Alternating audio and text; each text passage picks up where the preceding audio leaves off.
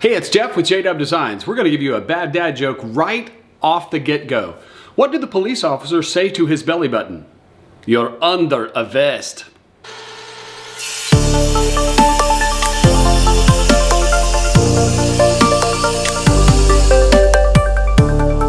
Today's project is all about taking several boards and joining them together to make a table.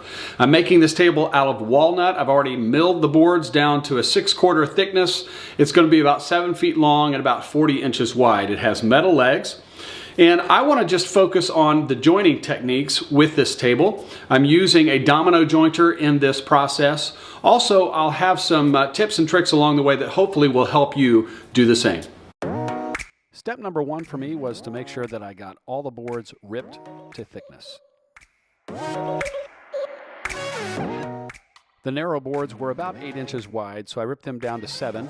And the wide board in the middle, which is what I'm calling the feature board, I ripped from 14 to 12. After ripping the boards each individually, now I'm laying them out on the assembly table so that I can get everything exactly how I want it. What you see me doing here is making sure that I have the end grain in the right direction. Obviously the middle board is the fixed board, so now that we have them all in the right direction, I'm making sure here that I can see the end grain so that I have this board oriented correctly.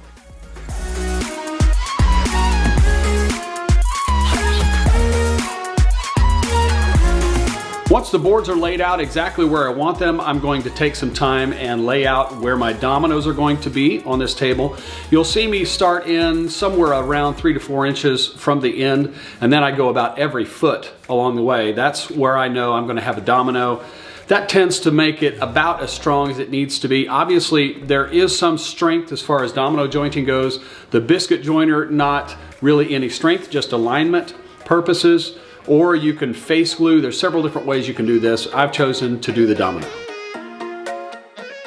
I use the Festool domino joiner here, and you can see that I have the vacuum attachment set up. I got this vacuum attachment from Rockler. I use it for my sanders and also for the domino joiner.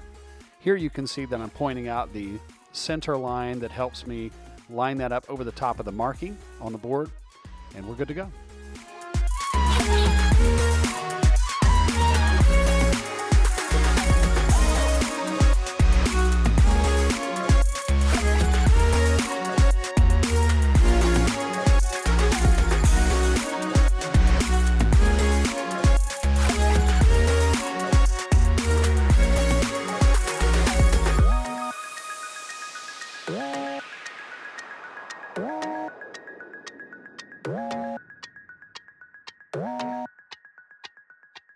I make sure to clamp each of these boards so that they don't move while I'm using the domino joiner.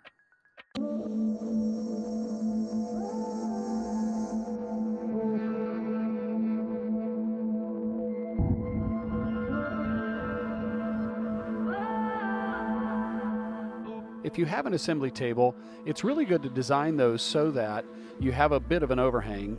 That gives you some area to clamp to.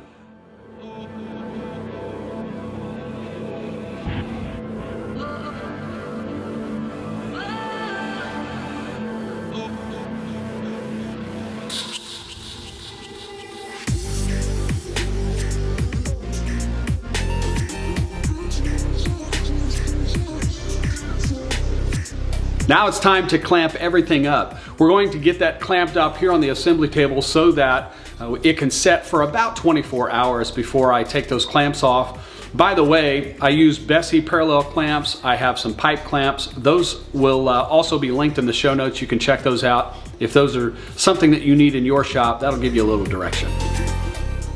One of the best things that I did with my assembly table was to put this roll on the end. I'm able to run that paper out over the top of the table, which then helps me with any glue squeeze out that's dripping from whatever I'm working on and helps protect the top.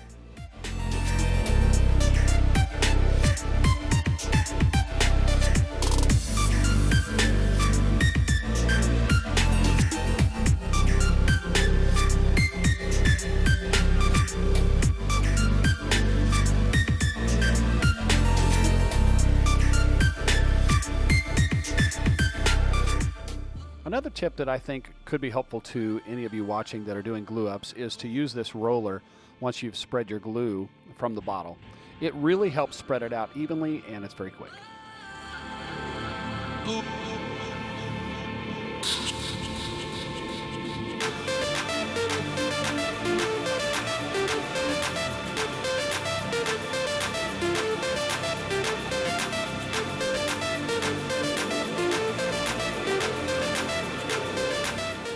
Every glue up is different. You'll see I'm kind of climbing all over this stuff. Sometimes it's a little tough to get these together, and you'll see also that it's very close as far as having enough room in the clamps, but it did work out.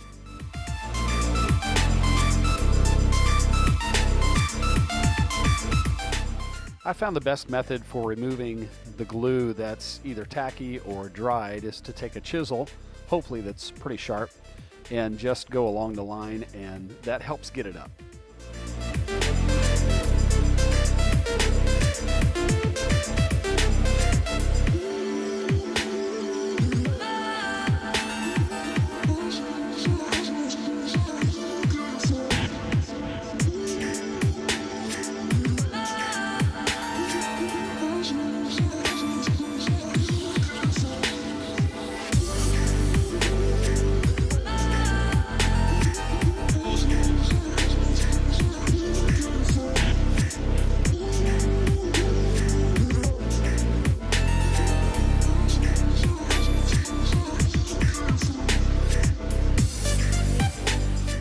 Once the scraping's done, I'm ready to cut the end of this.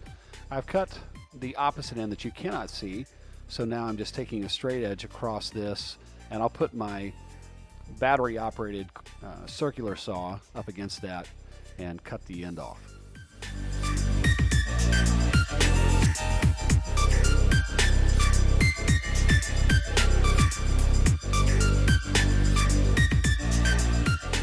Now what you see me doing here is trying to correct a mistake. I noticed that the table did have some bow to it that I was not happy with, and I got to looking at the joints, and I could see that there were some of the joints that weren't quite a 90 degree, so it caused the table to bow. And you'll see here with the square, that's very visible.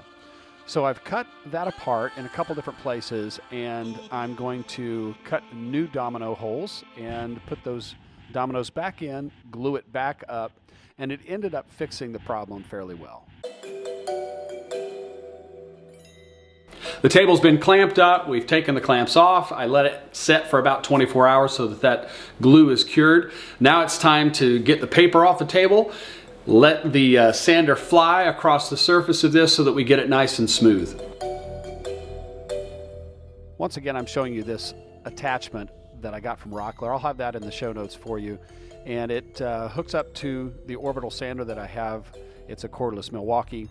And I start with about an 80 grit or so, then I move to a 120, then a 220. After 220, I will run mineral spirits over the top of the table, actually all over the table. And then I'll let it set and it dries, and then it's absolutely smooth. Now it's time to fill in the voids on the table, so you'll see me using Tyvek tape. Again, I'll have that linked in the show notes. I'm using this to put on the bottom side of the table. Here's some Star Bond, medium thick glue that will fill in the voids on the table that are very small. I'm using liquid glass. You'll see that in just a moment to fill in the larger areas. And we'll get that sanded, and then it's ready to go.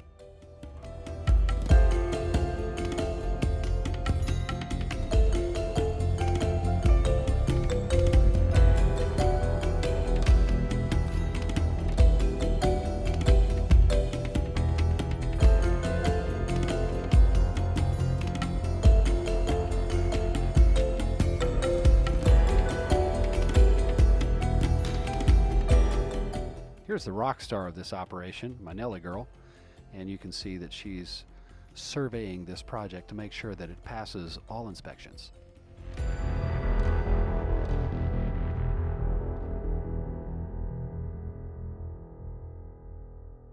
Now I'm using a roundover bit to soften the edge of this table, both on the top and the bottom. It's time for the finish. I'm using Odie's oil once again on this project. I love this stuff.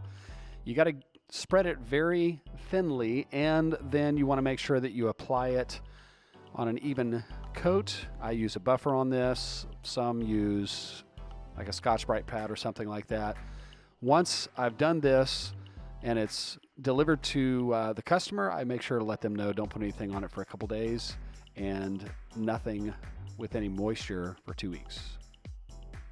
I did change up my approach on this. I made sure that I put it on the pad of the buffer first, and that really looked like it helped quite a bit, spread it more evenly.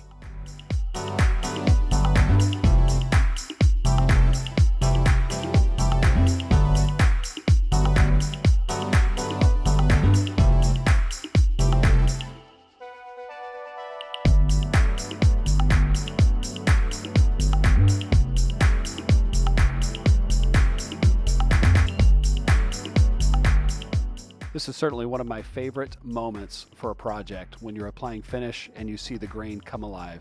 There's hardly any better feeling when you make something and you're making it for someone that you know will treasure it. This is just a gorgeous table. Love how it turned out.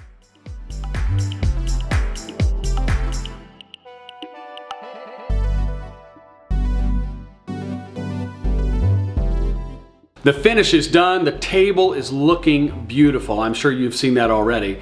Now it's time to apply the legs, or attach the legs, to the tabletop. You'll see me do a little adjusting on those legs to allow for movement for the table. One of the big things that you can do wrong when it comes to woodworking is not allow for movement with the wood. So we want to do that by enlarging the holes on these table legs just a little bit to allow for that wood to move back and forth. That'll hopefully guard against any cracking or issues down the road.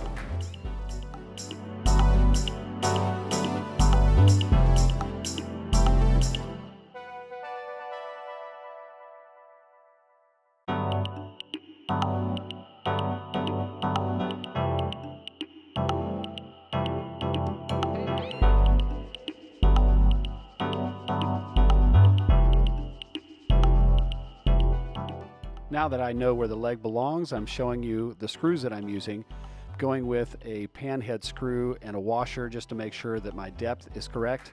Have the drill bit marked with masking tape so that I don't drill too far and come through the other side.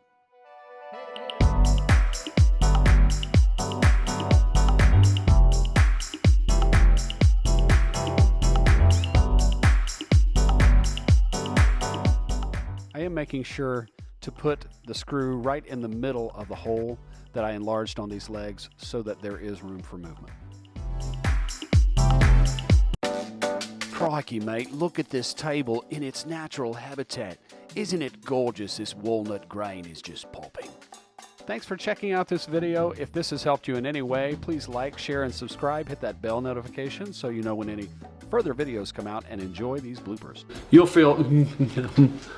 I'll be using an Odie oil table. It's one of my favorite products.